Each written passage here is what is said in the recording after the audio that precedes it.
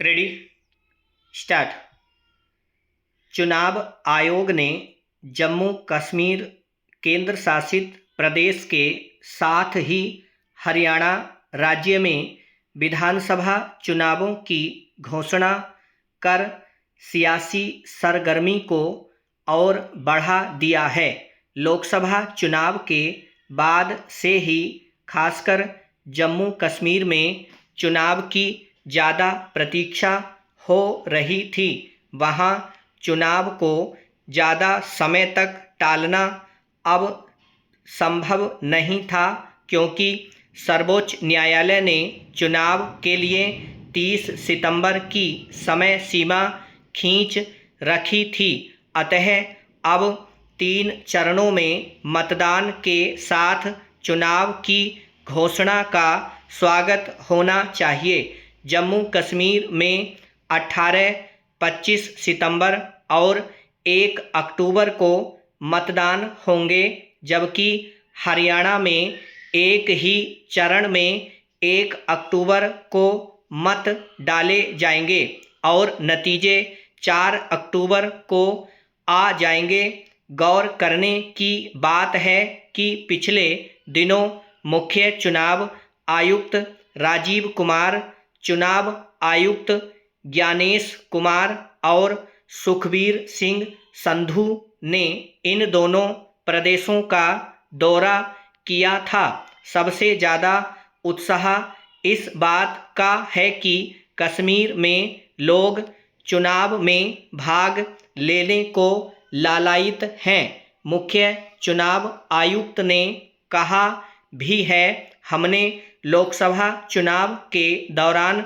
जम्मू कश्मीर में लोगों की लंबी कतारें देखी हैं, जिससे पता चलता है कि वे लोकतांत्रिक प्रक्रिया का हिस्सा बनना चाहते हैं और बुलेट के बजाय बैलेट को प्राथमिकता देते हैं। जम्मू कश्मीर में 87.09 लाख मतदाता 11,800 से अधिक मतदान केंद्रों पर वोट डालेंगे। इस बार मतदान का प्रतिशत अच्छा रहने की संभावना है।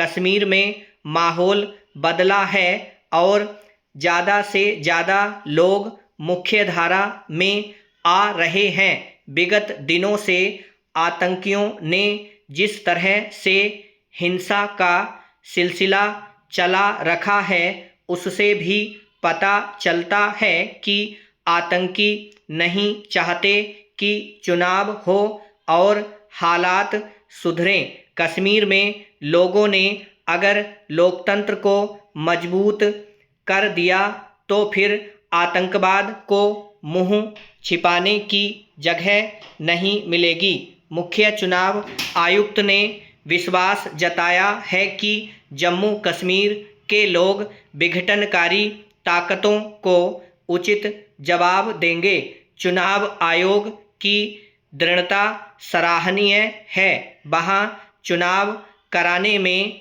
किसी भी तरह के भय की जरूरत नहीं है और सुरक्षा के तमाम जरूरी इंतजामात रहते हुए आगे बढ़ना चाहिए।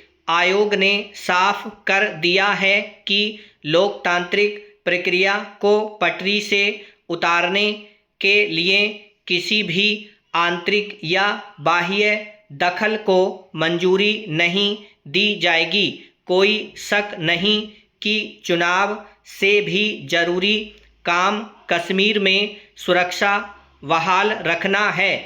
सुरक्षा एजेंसियों को अपनी खुफिया ताकत का इस्तेमाल करना चाहिए। हिंसा होने के बाद नहीं, बल्कि हिंसा होने से पहले ही सुरक्षा एजेंसियां मुंहतोड़ जवाब दें।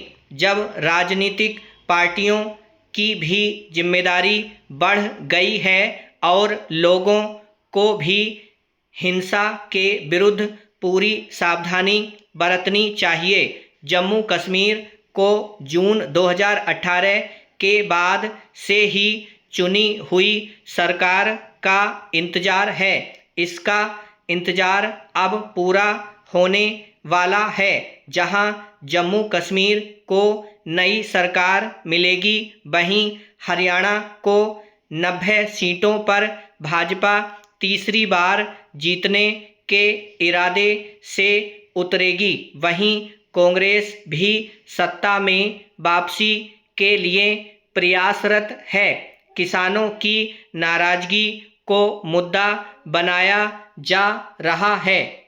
ब्रह्म